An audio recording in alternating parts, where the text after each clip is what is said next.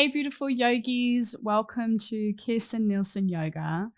This video is a part of the how-to series where I take each pose and break it down so you can understand what needs to be opened and what needs to be strengthened in order for you to feel really good in each pose.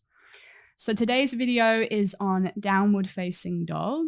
So getting really nitty gritty on exactly what needs to happen to create this long, beautiful downward dog where you feel spacious.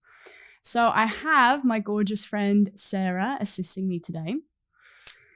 And I think the first thing that we'll start to really tune into is, first of all, the hands. So what needs to happen with the hands before we even start to move into the shape.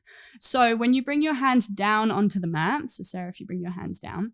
So we're thinking first just hands underneath the shoulders. Spread the fingers out really wide. And if you imagine like you're creating peace fingers with the hands, point the peace fingers, so middle of the peace fingers forwards towards the top of the mat, towards the top. That's it. So it'll feel like you're slightly turning the hands out and the thumbs in. Then imagine like your hands are on two jam jars. You'll hear me talk about this a lot if you watch my other videos. Imagine like the jam jars are opening out wide. So the thumbs are turning slightly in, and you're starting to hug the hands in towards the body. So it's creating that effect where you can feel your biceps and your triceps start to fire. Now you keep the soft bend in the elbows. That's it. And then again, think about those jam jars. Now, as you start to find down dog, first we'll come into plank pose. So extending the legs back, pressing earth away, find the rounding in the upper back. Yep. Then you can walk the feet in, I'd say about a foot's distance forwards, maybe even less than that. Bend your knees, then send your hips high to the sky. So that's around the distance that you want.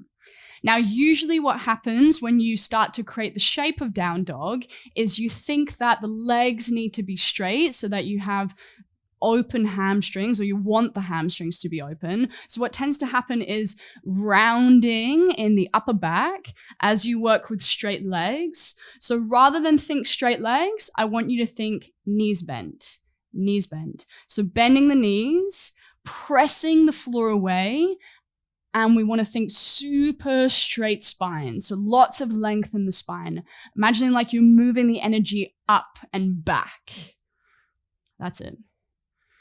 So when you bend your knees and you send your sit bones high, the next thing that tends to happen is the chest moves towards the thighs too much, and then you start to back bend in the body. So we don't want that either.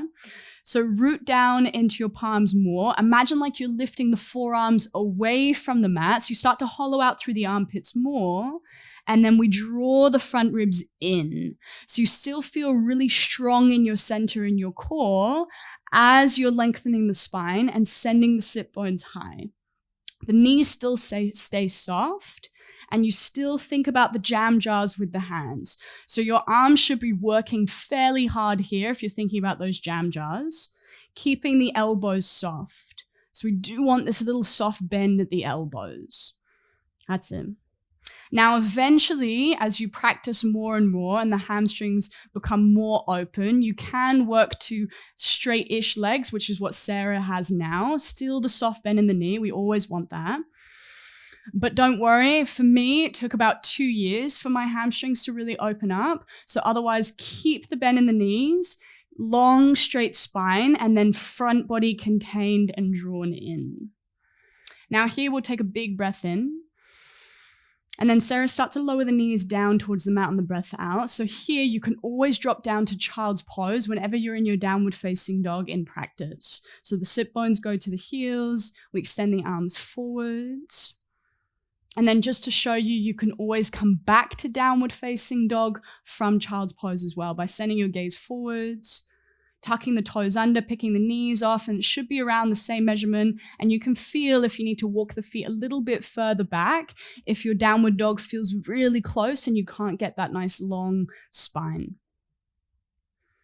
That's it. Take another big breath in.